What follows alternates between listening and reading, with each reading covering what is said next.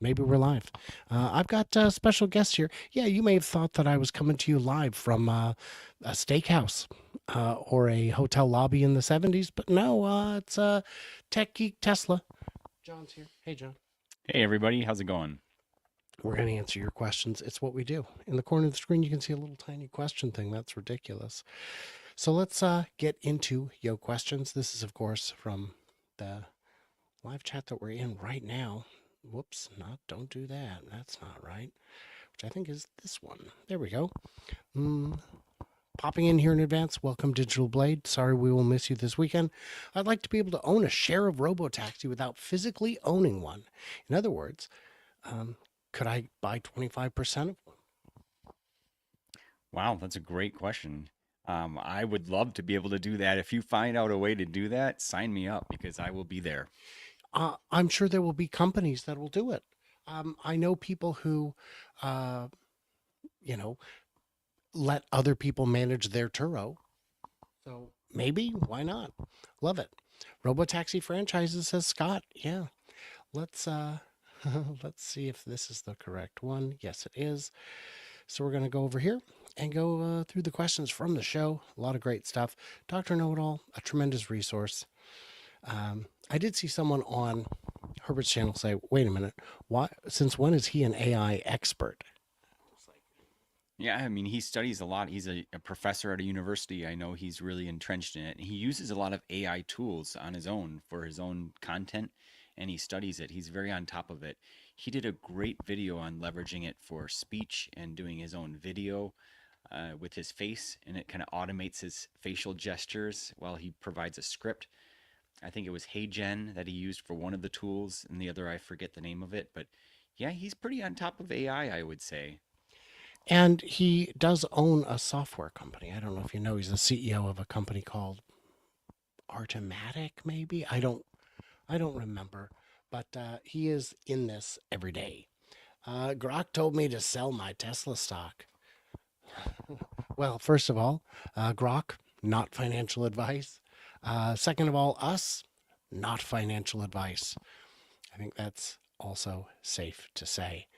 hmm Bunch of hellos to everybody. Hello to all the regulars. Hello. Let's see. Uh, Unknown Creature will be joining us in Michigan. John will be presenting in Michigan. That's very exciting. What is your topic? Looking forward to it. I will be on the FSD panel talking about full self driving. So I use full self driving every single day. My channel is dedicated to FSD. I've been testing since October 2021, and I love taking it downtown Chicago. So we'll be talking about kind of some edge cases, what's needed to go from supervised to unsupervised, a whole number of different topics. Really looking forward to that. And the panel will also be with Mark from the Tesla Life is the moderator. Dirty Tesla's on the panel. Jim Spencer, Iowa Tesla guy, and special guest. We haven't announced this. Stephanie, wife of Dirty Tesla, will also be on the panel because she has not only does she have a ton of experience with it, but she's the AB, the B in the AB testing that they do, where they'll take out two vehicles on the same road with different hardware and test them out. Let's see. uh, okay. Can't wait to see you in Michigan. We're going to see you soon, Highlander. You met the Highlander last year. He was wearing a kilt. I remember that. I do.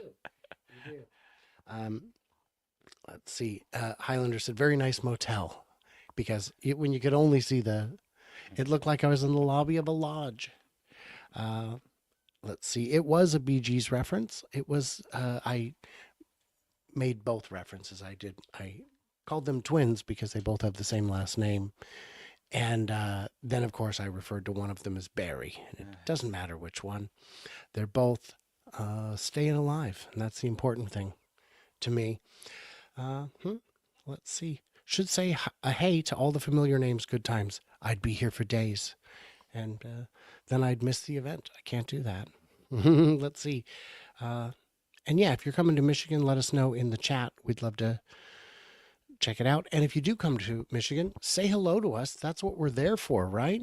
I mean, That's right. Would love to hang out with you guys.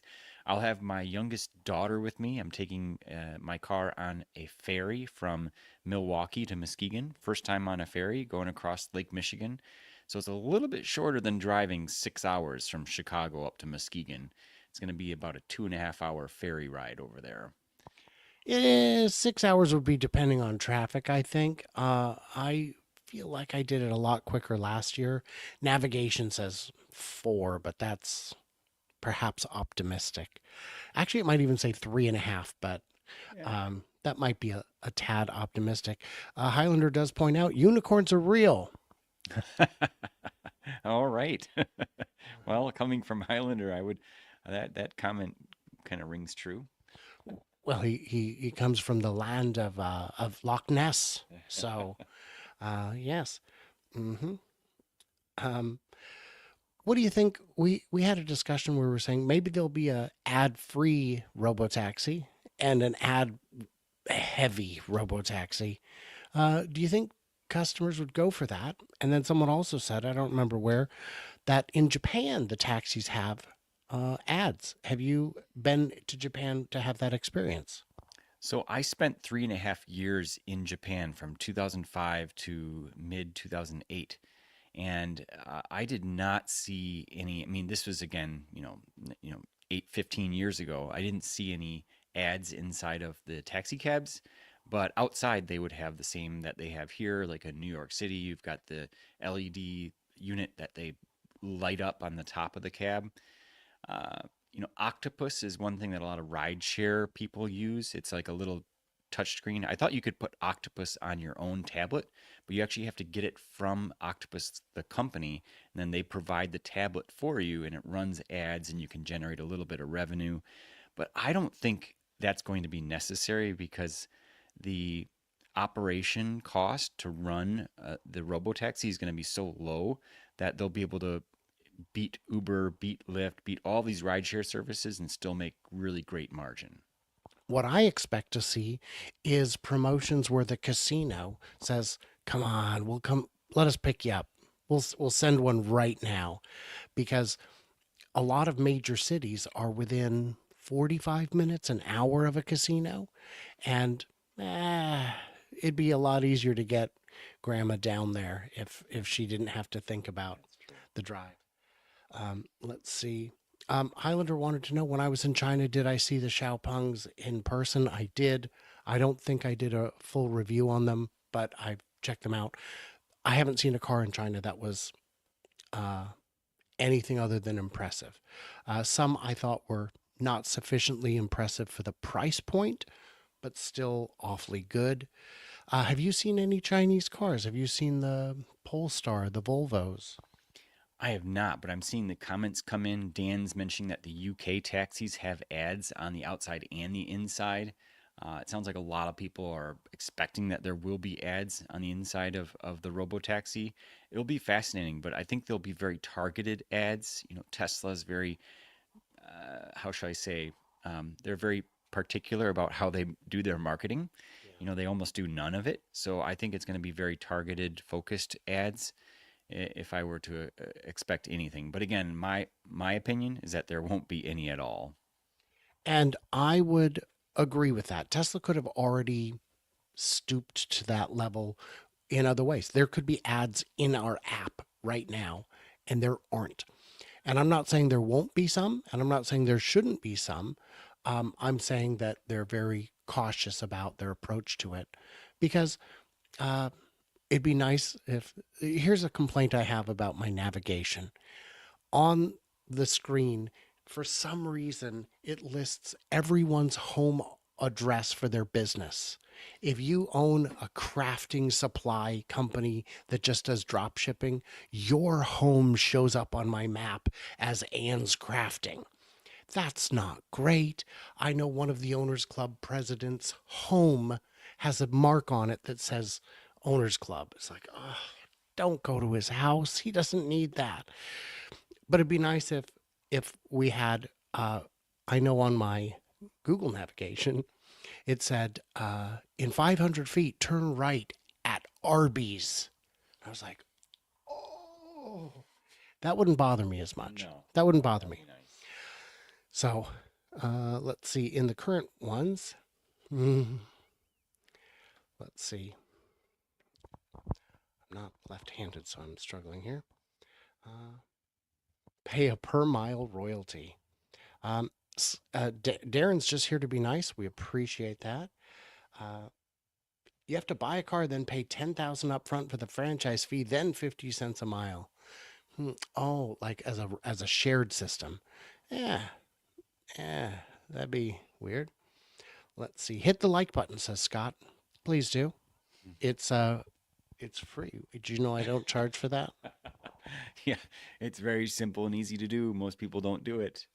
So let's get into some controversy. We'll get back to the questions in a minute. The other day, there was some guy on X who let his car drive up to an active crime scene, and it got over 5.2 million views on X. And he's here with us today. Tell us what happened. Sure. So while Brian goes through the questions, if you guys didn't see my post on this, I did not expect that it would blow up to the point that it did. But I was taking my family home. We were out to see a movie on a Sunday afternoon, Father's Day, and my car encounters. I'm driving FSD. It's enabled. I'm in a residential area. A lot of people saying hardware 4 would have behaved differently, but I know for a fact it would not have. I have an hardware 3 car. It comes up to a police vehicle that's parked perpendicular in the road, blocking it off visibly. So I allowed the car to kind of come up to a stop, and I expected it would stay there. And eventually I was going to turn around. It was a matter of seconds. And suddenly I see the policeman get out of his car, and he sees my car approaching. And he doesn't give me any gestures to say, go away, get out of here. He goes to the back of his trunk as my car starts moving to try to go around the car. I'm like, that's not good. So I immediately disengage. But now I'm in an awkward position where the car is kind of oriented like it's trying to go around the gentleman. So he's in the back of his trunk trying to get something out of his trunk, and I didn't know what was going on. So I rolled down my window as if to kind of indicate, I have some sort of question because my car is obviously in a position now that indicates I'm trying to go around. A little bit awkward. So I say, excuse me, is it okay to go around, sir? Very politely, very respectfully. And then I see he's pulling an AR-15 rifle out of his trunk. And I notice there's many other police vehicles on the road ahead of me. And I find out later it's an active shooter situation.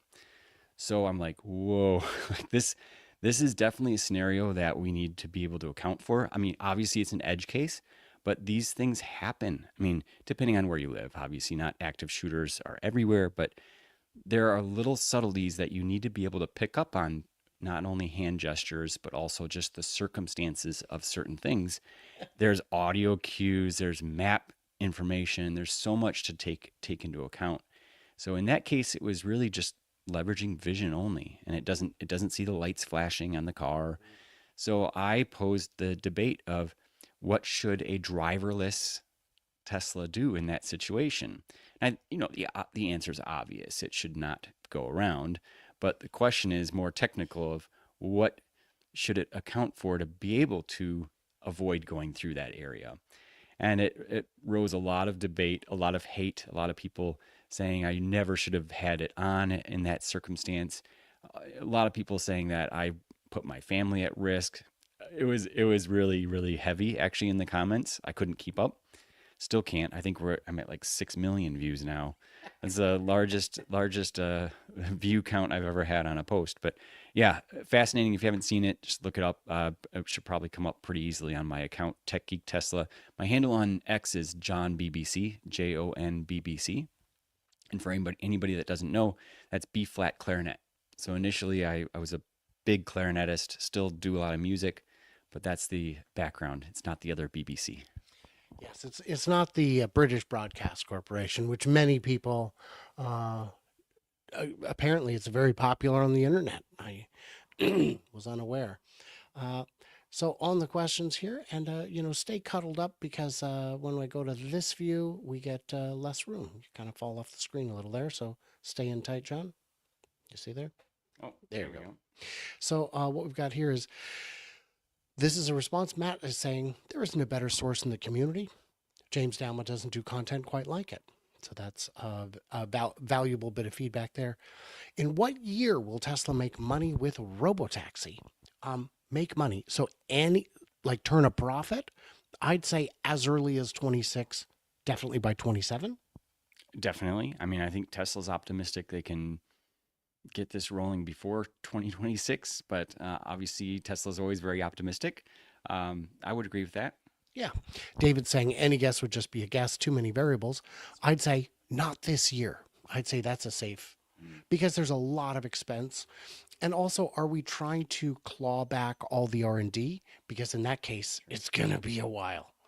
Uh, and are we then, if we're clawing back the R&D, are we clawing back all the cybercab costs? Could be a while, but it'll be like like with Tesla once, from the Model S onward. The Tesla has been per unit margin positive since Roadster. There might have been a handful of early S's on which they were not margin positive, but everything they've sold since then, even when they were losing money, it was the R&D, it was the capex, it was the opex, it wasn't the car itself. Which means if you're making money on a per unit basis, the more you sell, the closer you are to profitable. And that's a problem you get with Rivian and Lucid is they're losing money on a per unit basis. And the only way to lose less money is to sell fewer cars, which Lucid is very good at. They're very good at not selling cars. That's right. I know people waiting for the Gravity. Please just give me the Gravity. I will buy it. Um, and then, yeah, UK has ads inside and out. Robotaxi ad revenue would be ridiculous. Well, I'm not sure if you mean ridiculous in a bad way or ridiculous in a big way, but I think both could be true. I would agree with that. Robotaxi with a Disney ad running on the side as it takes you to the land. Someone had said, I saw it a minute ago, said, could RoboVan replace city buses? And I would say for a small city, instantly. Because small cities, they're already they're low utilization. Mhm. My town has buses. They're always almost all empty, and they only run until 7 p.m. So retail workers can't effectively use them, and their routes are so limited. If you just had a robo, like two for a small town, just running all over wherever they're summoned, what do you think of that? Yeah, I think that the Robovan, Elon had a really interesting pronunciation for it was Robovin or something like that in the event. No, Elon, no. But the Robovan, I think, will be extremely successful. It's leveraging the same camera system for vision only, and I think it's going to be fascinating once it rolls out because it can carry a lot of passengers. I didn't see seatbelts when I peeked in there, but I'm sure they're going to add that if they don't have them already. Why? Does shuttle bus? I mean, I take the shuttle buses at the airport all the time. I've never used a seatbelt. I don't think I've seen a seatbelt. Good point. I mean, And it does pop onto the highway to get one exit to the airport. So I mean, they're going 50 at least. oh wow, no kidding. Yeah, I mean, buses have seatbelts, but I mean, if it's a shuttle at an airport, you're right, there are no seatbelts there. Most people don't wear a seatbelt on a bus anyway, but I think it might be a requirement by NHTSA. Again, I'd have to look into the details there, but ultimately, these robovans are going to be extremely.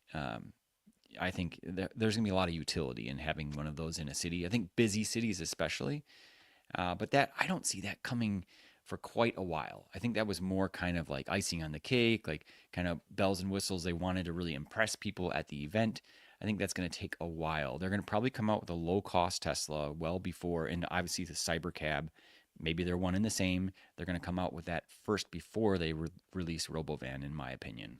Robovan is not on the horizon. It is not in development. It is a cool thing. It is a thing they may build at some point. I've had people asking me, are they going to build it in Nevada at Giga iWest, which is what we call the Giga Semi Factory, because when they released the render, Semi was upside down. And now it's Canon. We've decided that's what it's called.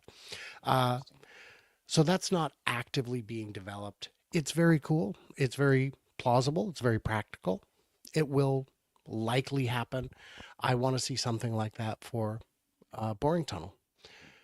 Once they get to the stadium, they're going to need something with more capacity than 2 people. You can't empty a stadium 2 by 2, but you can shuttle by shuttle. It'll work great for that. Um, uh, I don't know what D Estrada is saying, but British Broadcast Network, another great save from Brian. I have no earthly idea what you reference. Uh, I think they'll make robo-taxi versions of 3 and Y with no control. Yeah, just pull the wheel. Yeah, yeah, I would say so. I was hoping that SNX would have steer by wire so that you could disable the wheel. Those would be robo-taxi ready. Cybertruck already, you can disable the steering wheel. It's just decorative at that point. Will passengers be able to sit in the front seats of a Model Y robotaxi? Oh, of course, they're already doing that. Yeah, that absolutely, no questions asked there. Uh, and the Can thing, they in a Waymo? well, um, In the passenger seat, at least, I mean? I don't know the answer to that actually. I think. In the chat, anybody know? Yeah, But go ahead with the Model Y answer. So here's the thing: if you allow a passenger to get in the passenger seat right next to the driver seat, you're obviously going to have in the Model Y the steering wheel. So how do you prevent someone from grabbing the steering wheel to take over? That is the real question, and I think that's the biggest threat. Is in the future, people that have malicious intent that are sitting inside of a robotaxi and they somehow are able to take over the vehicle and do something that they shouldn't be doing. So that maybe there's going to be an ability to lock someone out. There could be like a pane of glass or some sort of bar that prevents you from tampering with the wheel. But that is obviously a concern. Now you don't have a shifter.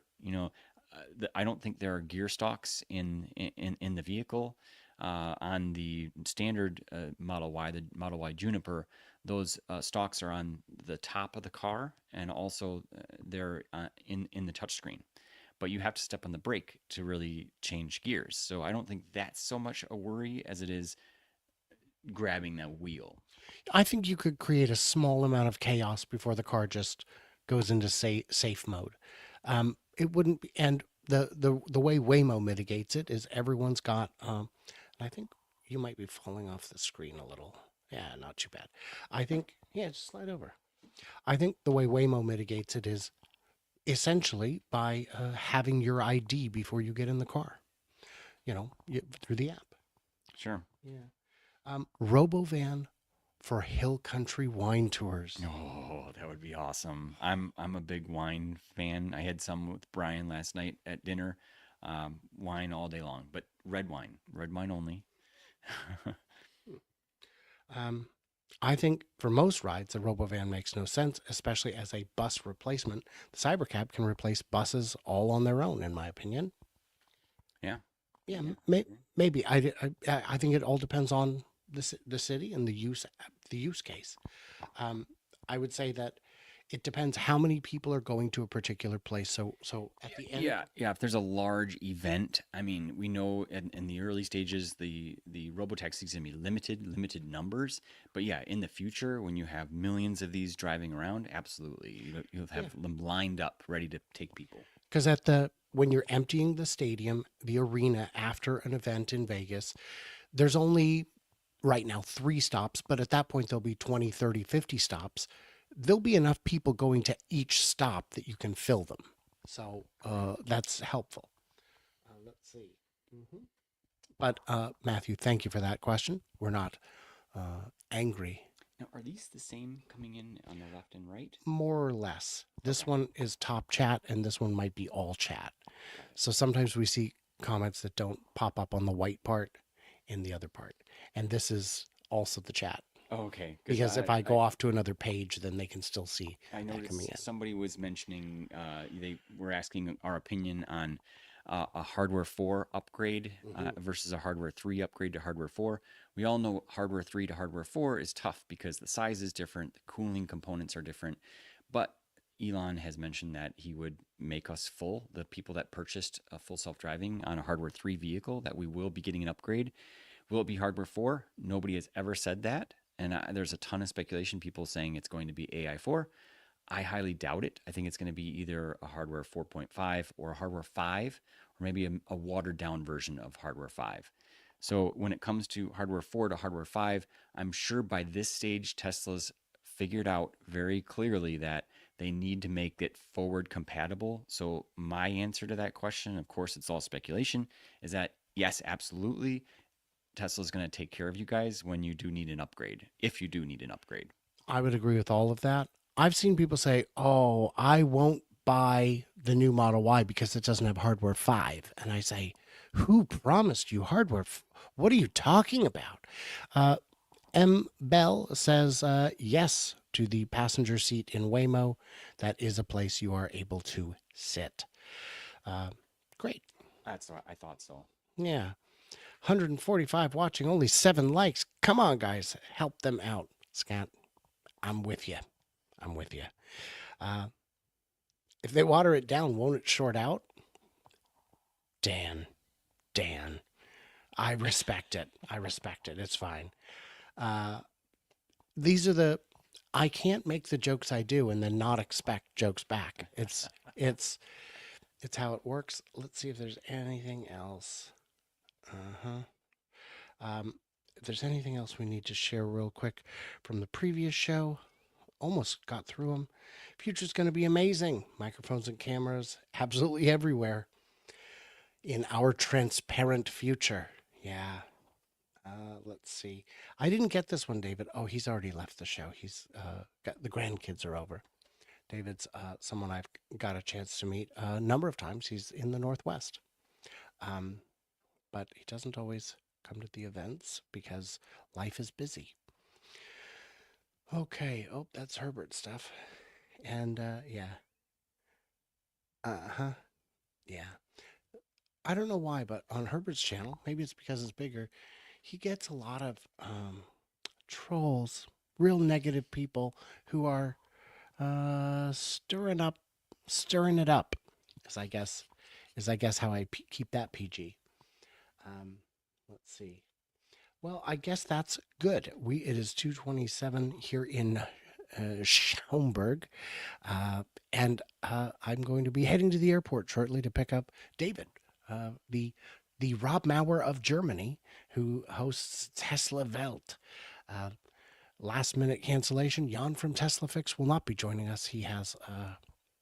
I'll let him explain if he wishes to. It's not my place to say, but he is not available. So we will have we'll have someone filling in for his spot as a moderator on that panel. Guys, any thoughts before we go? Get him in now. Thank you so much for your support, getting me this far to basically Chicago, the suburbs of Chicago, and for getting me all the way to Michigan, which will happen later. And then hopefully for getting me back. I have no plans. I don't know how I'm going to do it. And interestingly, by the way, on the new Model 3, my supercharger miles carried over from my Y. Not unlimited. I had a specific number that I purchased with referral credits, and they just showed up. So I am almost through those. I will run out of them on the way back, but I couldn't believe it. I was just sure that I was like, oh, I've got all these, I've got 3,000 miles left on the Y, and we're not taking it. That's great. Oh, exciting.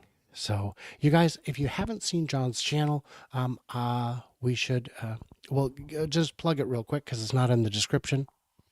It's Tech Geek Tesla. So Tech Geek is one word, and I do a lot of drives with full self-driving. I have a special screen in my car that gives me the high def HDMI output, so I get the full resolution, and I overlay that. Other similar content creators in the FSD space that I compare myself to would be like Dirty Tesla, an AI driver, those types of creators. So I film exclusively in Chicago and take it all around. Yeah. And Matt helpfully did this. That's exactly right. Thank you, Matt. Thank you, Matt. And when will your nerves settle down from holding so many Tesla shares? Oh, I mean, my nerves don't get rattled because most of my shares are from 2019. They're seasoned. What about you? So I can understand being anxious about that. I'm not a financial advisor, and don't take this as financial advice, but just make sure that you're diversified. Don't put all your eggs in one basket, would be my advice. But yeah, long term. Tesla is a long term play. So if you're nervous about it, kind of refocus your attention to the long picture, and I think you'll be okay. Yeah. Everybody's situation is different. If you're if you need the cash in 3 months or 6 months, don't ever buy a single stock. That would be that would be gambling. I would I would think. And I've seen people do that and get lucky, and I've seen people do it and get very unlucky. I Well, you have to keep in mind too. So if you're buying something to make a quick return, you have to keep in mind the capital gains tax. So you get hit with 30% tax if you sell within a year. So if you buy a share and you sell it within the year that you within 1 year that after you bought it, you're going to pay 30% on the gains that you accumulate. There's no tax on losses, right? But if you keep it long term, 15%. So you get half of the tax. So that's really important to keep in mind. So my piece of advice would be if you're going to buy a stock, at least hold it for a year. And that's it doesn't matter how many shares, whatever it is that you purchase, hold it for at least a year. And that should be your game plan going in. and I would say if you see it dropping like a rock and there's a good reason for it, get out. Get out. Um, there's I end up having to deal with a number of folks in the comments who have made bad investments and are angry at me for showing the financials of those companies. And I'm sorry, but that's I have to I am bought and paid for by my patrons, not by any companies, which is unfortunate because companies sometimes pay really good money to be dishonest, and I don't do that. I had a company offer me an eye-watering amount of money to promote their crypto trading platform, and I said, "We don't do that here."